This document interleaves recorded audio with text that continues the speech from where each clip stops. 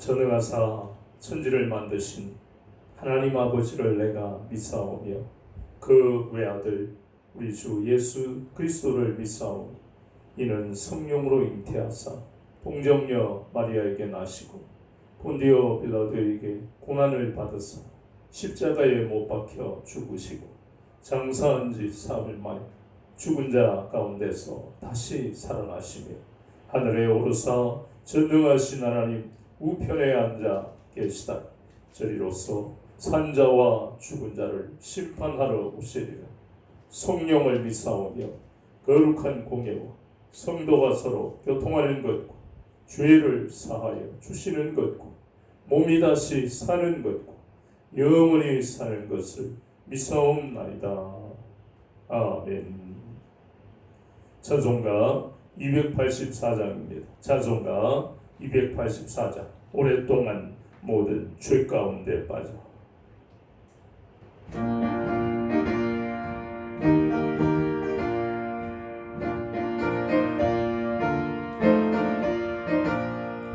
오랫동안 모든 죄 가운데 빠져 더럽기가 한량 없던 우리들 아무 공로 없이 구원함을 얻어 하나님의 자녀 지금 되었네. 주의 그 사랑 한량 없도다. 찬송할지어다 예수의 공로. 주의 그 사랑 한량 없도다. 찬송할지어다 예수의 공로. 주의 보혈로서 정결하게 씻겨 죄악에서 떠난 몸이 되었고 세상 근심으로 난 것 없어지니 하나님의 대체 영광 없도다. 주의 그 사랑 한량 없도다.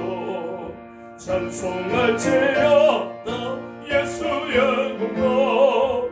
주의 그 사랑 한량 없도다. 찬송할지어다 예수의 공로. 죄의 깊은 정보 단 세상의 검을 보석게 따라 나의 친구여. 은혜 받은 날고 구원 얻을 때가 지금 온 세상에 선포되었네. 주의 그 사랑 한량 없도다. 찬송할지어다 예수의 공로. 주의 그 사랑 한량 없도다. 찬송할지어다 예수의 공로.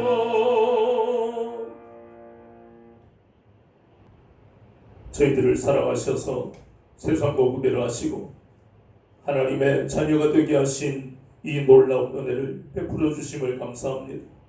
코로나 시대로 인해서 많은 어려움과 고통이 따르지만 그럼에도 불구하고 하나님의 영광을 나타낼 수 있도록 오늘도 예배의 자리로 불러주심을 감사합니다.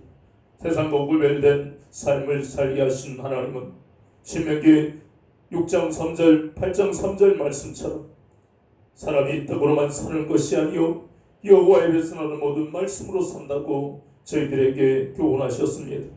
이것이 바로 세상과 구별된 그리스도인의 삶이라고 하셨습니다.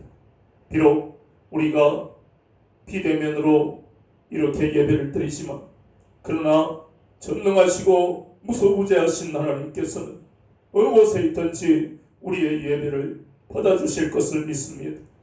우리가 예수 그리스도를 믿음으로 이제 우리의 모든 더러운 죄 동의서에서 먼 것 같이 우리에게서 옮겨진 것을 오늘도 고백하며 하나님 아버지께 영광 돌리는 이러한 예배의 삶을 살아가기를 작정하며 하나님 앞에 나왔습니다. 이 교회를 사랑하셔서 말씀으로 날마다 살아가게 하시고 이 세상에서 참으로 육신의 정욕과 목의 정욕과 이생의 자랑을 붙들고 살아가는 것이 아니라 날마다 우리의 인도자가 되시고 우리 삶의 주인 되신 주님만을 붙들고 사는 삶이 되게 하심을 감사합니다. 오늘도 창세기의 말씀을 통해 혼돈과 공허와 흑암 가운데 있던 우리의 삶에 빛으로 찾아오셔서 우리의 인생에 빛이 있으라 말씀하시며 우리가 빛된 삶을 살도록 은혜 베푸신 그 하나님이 오늘도 말씀하여 주셔서 둘째 날과 셋째 날이 하신 놀라운 창조의 역사를 깨달아 이 땅에서 어떻게 살아갈 것인가를 다시 한번 생각하는 저희들이 되기를 원합니다. 어느 곳에 있든지 동일하신 하나님의 놀라운 역사가 우리 가운데 있을 것을 믿고 예수님의 이름으로 기도하옵나이다. 아멘.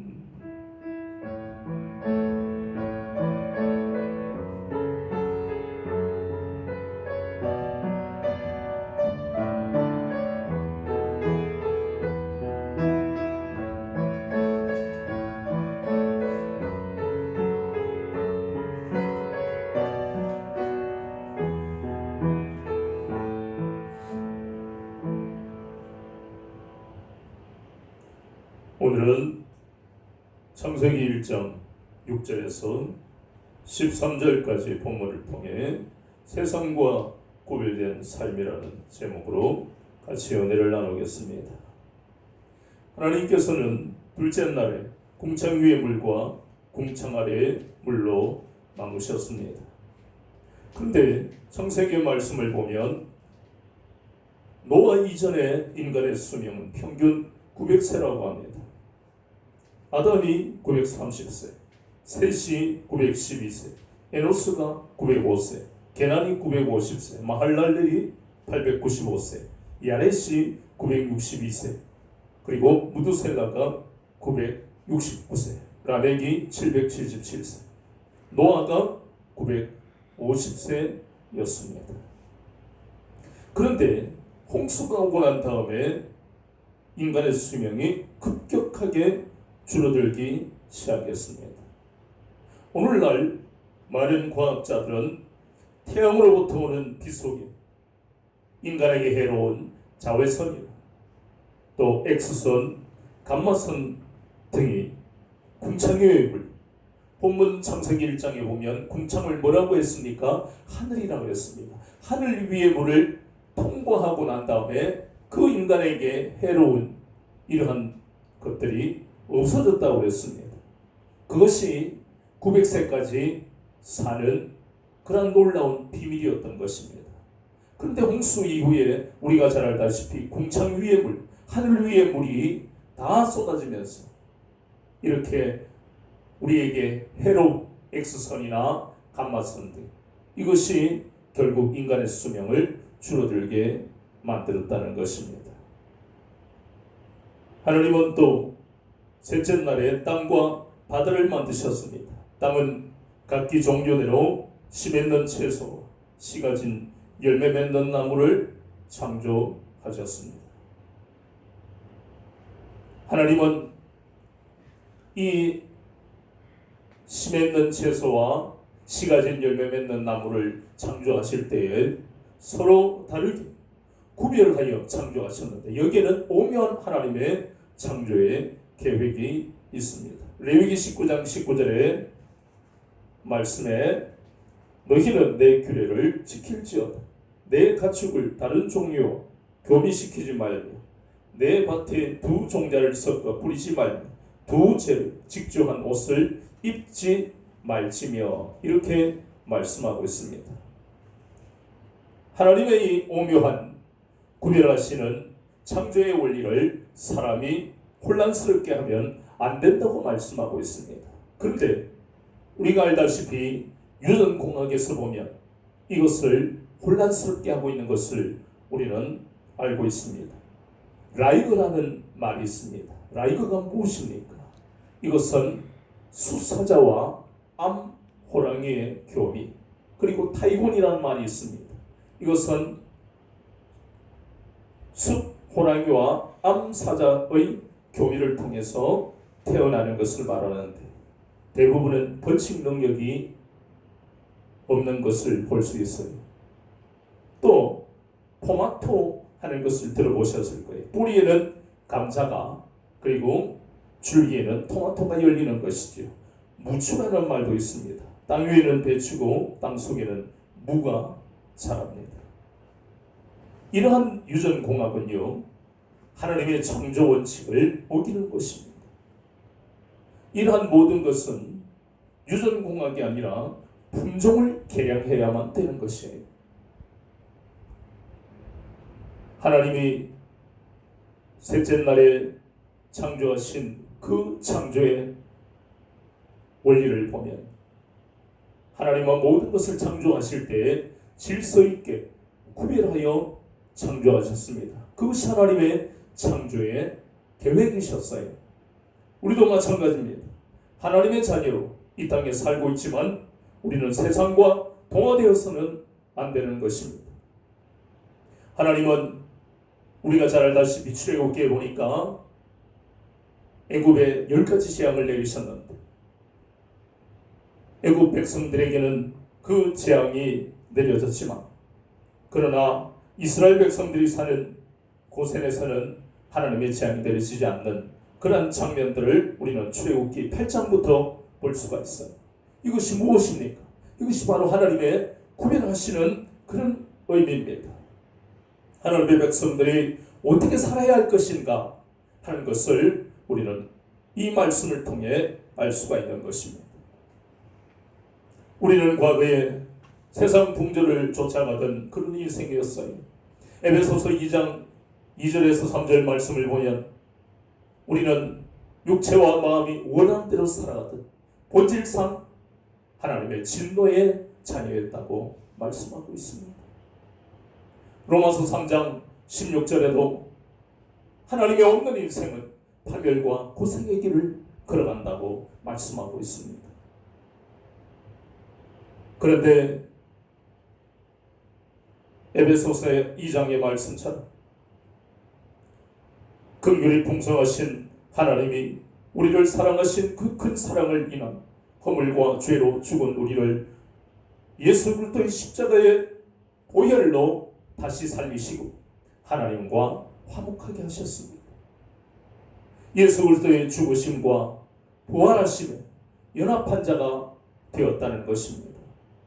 그래서 우리의 삶은 세상과 구별돼 고린도후서 5장 17절 말씀처럼 새로운 피조물이 되었어요.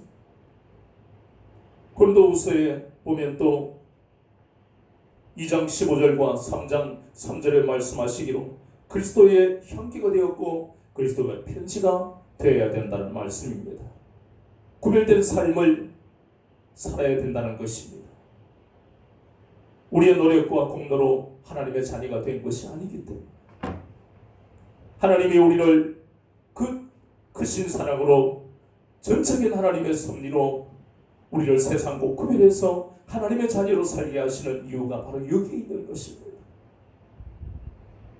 하나님이 고센에 있는 이스라엘 백성들을 구별하시되 하나님이 또 셋째 날에 씨 가진 채소 또 열매 맺는 나무들을 구별해서 창조하셨던 것처럼 우리를 하나님의 자녀로 부르신 것은 바로 세상과 구별하시고 죄와 분리하셔서 하나님께 영광을 돌리며 살아라고 우리를 불러주셨다는 것입니다. 그런데 때때로 우리가 세상을 살다 보면요, 세상은 우리에게 어떻게 다가옵니까? 먹음직하고 보암직하고 지혜롭게 할 만큼 탐스럽기도 한 것으로 다가옵니다. 우리는 때때로 그 유혹을 이기지를 못합니다. 좋은 것을 먹고 싶고 좋은 옷을 입고 싶고 좋은 집에서 살고 싶고 좋은 차를 몰고 싶은 것, 인간의 가장 기본적인 본능이지요. 그것이 나쁘다는 것이 아닙니다. 그러나 주님은 우리에게 날마다 복음서를 통해 가르치십니다. 무엇을 먼저 구하며 살 것인가? 하나님이 우리를 세상과 구별하신 것은 바로 세상 사람과 같이 구하는 것이 아니고 먼저 구해야 할 것이 있다고 주님은 말씀하시잖아요. 무엇을 먹을까? 무엇을 마실까? 무엇을 입을까? 그것을 먼저 구하지 말라는 것입니다. 먼저 그의 나라와 의를 구하라고 말씀하고 계십니다. 우리가 오랫동안 육체와 마음이 원하는 대로 살아가던 그런 가치관에서 주님의 이 말씀을 받아들이는 데는 시간이 필요합니다. 먼저 구해야 할 것이 과거에 보암직하고 먹음직한 것이었다면 이제는 하나님의 구별하시는 삶을 살아가는 하나님의 백성으로서 하나님의 다스리심을 받는 것이 우리가 살아가는 목적, 방향이 된다는 것입니다. 때때로 우리에게 유혹이 오고 우리를 혼미하게 만드는 세상의 좋은 것들이 우리에게 다가올지라도 우리가 세상과 구별된 백성이 되었다는 사실을 잊지 마시기 바랍니다. 그런데 그것이 결코 쉽지는 않지요. 마태복음 25장을 보면 이 땅에서 하나님의 자녀로 살아간다고 하면서도 항상 깨어있기가, 세상과 항상 구별된 삶을 살기가 쉽지 않다는 것을 우리에게 교훈하고 있잖아요. 열처녀의 비유를 통해서 어리석은 5처녀나 지혜 있는 5처녀나 똑같이 신랑이 오신다는 건 알고 있는데 그들은 어떻게 됐습니까? 지혜 있는 슬기 있는 5처녀는 안 자고 계속 깨어 있었나요? 아닙니다. 그들도 똑같이 어리석은 5처녀와 같이 자고 있었어요. 우리는 늘 깨어 있을 수가 없다는 것입니다. 그러면 어떻게 해야 합니까? 그래서 에베소서 5장 26절에 보니까 물로 씻어 말씀으로 깨끗게 하사 거룩하게 하신다고 그래요. 디모데후서 4장 5절 말씀에 보니까 디모데전서 4장 5절에는 우리가 거룩해질 수 있는 것은 바로 말씀과 기도라고 했습니다. 우리가 날마다 말씀과 기도를 붙들어야 할 이유가 여기에 있다는 것입니다. 우리 힘으로는 할 수 없기 때문에 말씀과 기도를 붙들고 살아가면 우리의 심령이 날마다 깨끗해집니다. 그리고 이것이 좋은 신앙의 습관이 되는 것이에요. 시편 12편 6절 말씀에 여호와의 말씀은 흙동 아래에서 7번이나 단련한 은같이 정결하다고 했습니다. 그 정결한 말씀이 우리 심령에 들어오니 우리가 정결하게 되는 것이에요. 때때로 우리가 세상의 어려움을 만나 지금처럼 코로나 시대로 인해서 고통을 겪을 때 시편 19편 7절 이하의 말씀은 하나님의 말씀은 완전하여 우리의 영혼을 소성한다고 했습니다. 우리가 죽을 것 같은 그런 환경 속에 있을 때에 하나님의 말씀이 우리 심령에 들어와서 우리를 다시 에스겔의 마른 뼈 같은 그러한 삶이라 할지라도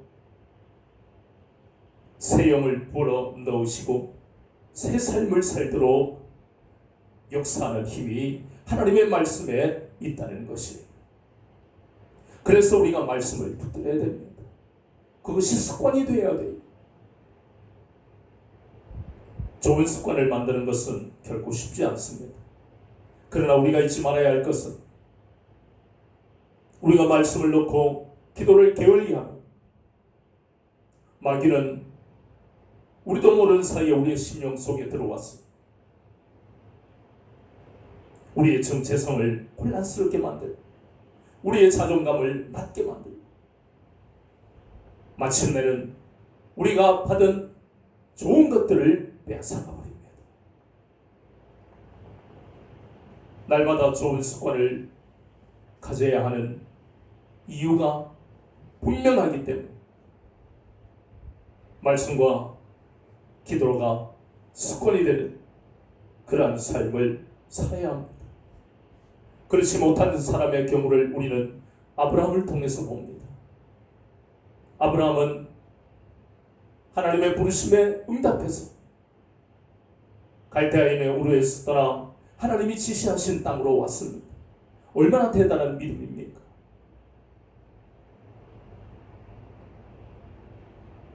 하나님은 창세기 15장 4절에서 아브라함에게 분명히 말씀하셨습니다. 내 몸에서 상속자가 나올 것이다. 참으로 놀라운 말씀입니다. 그런데 아브라함은 그것을 의심하지 아니하고 아멘으로 받아들였습니다. 하나님은 그것을 의로 여기셨어요. 그가 70세에 10년 동안 가나안 땅에서 믿음을 지켰어요. 하나님이 아들을 주실 것이다. 힘들 때마다 아들을 주실 것이라는 믿음을 가졌습니다. 그런데 그가 10년 동안 믿음을 지켰지만 창세기 16장 4절을 보니까 10년 되는 해에 사라는 남편에게 말합니다. 자신의 여종 하갈과 동침하소서. 아브라함은 아니야. 하나님이 약속하신 말씀을 이루실 때까지 나는 그럴 수 없어 라고 한 것이 아니에요. 아브라함은 말없이 하갈과 동침하여 이스마엘이 탄생한, 우리 중에는 그런 생각을 할 수도 있습니다. 어쨌든 간에 아브라함의 몸에서 나온 것이 아니냐, 그렇게 생각할 수도 있습니다. 아브라함과 사라는 그렇게 생각했기 때문에 온전하게 하나님의 말씀을 순종하지 못했습니다.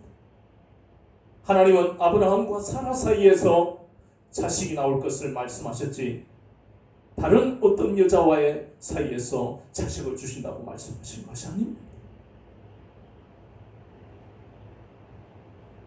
창세기 16장 4절에서 하나님의 말씀에 불순종한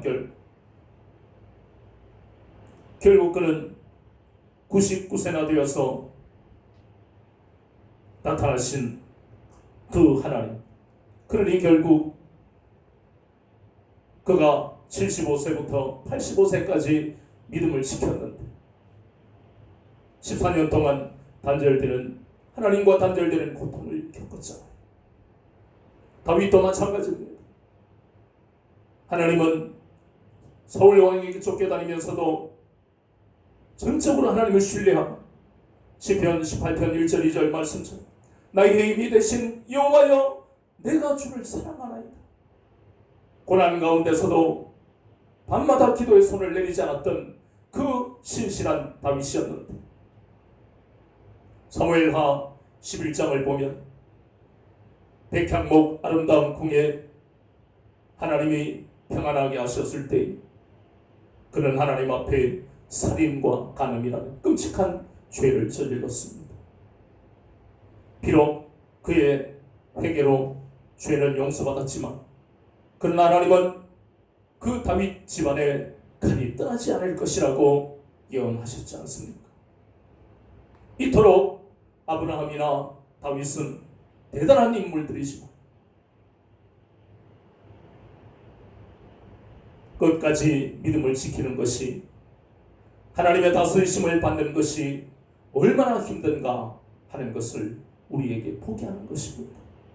신앙의 좋은 습관을 만들지 않으면 안 되는 이유가 이 아브라함과 다윗이라는 사람을 통해서 우리는 깨닫게 되는 것입니다.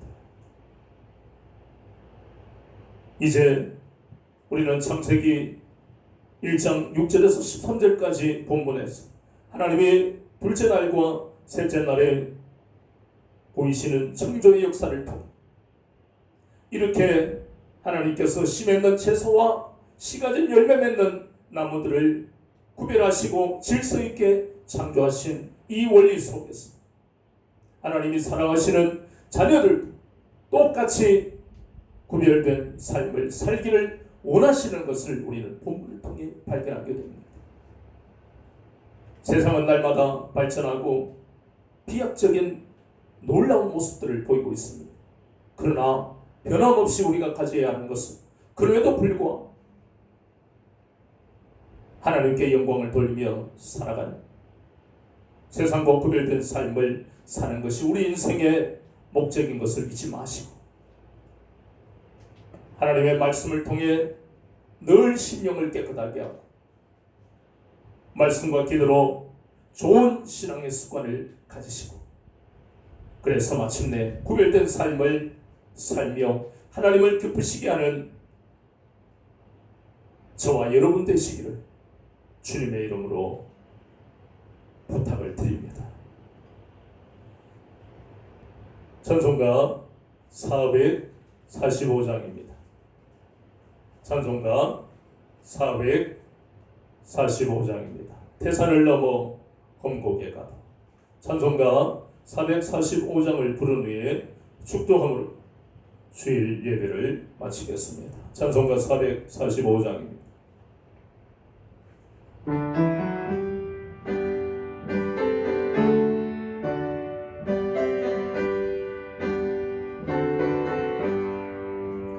태산을 넘어 험곡에 가도 빛 가운데로 걸어가며 주께서 항상 지키시게로 약속한 말씀 변치 않는 하늘의 영광 하늘의 영광 나의 맘속에 차고도 넘쳐 할렐루야를 힘차게 불러 영원히 주를 찬양하리.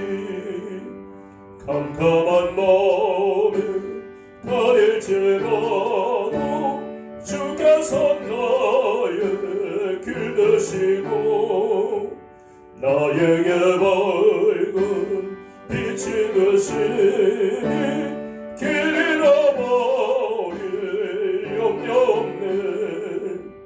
하늘의 영광 하늘의 영광 나의 맘속에 차고도 넘쳐 할렐루야를 힘차게 불러 영원히 주를 찬양하리. 광명한 거리 마음의 바다 찬란한 천국 바라보고 할렐루야를 힘차게 불러 날마다 예측 걸어가리. 하늘의 영광 하늘의 영광 나의 맘속에 차고도 넘쳐 할렐루야를 힘차게 불러 영원히 주를 찬양하리.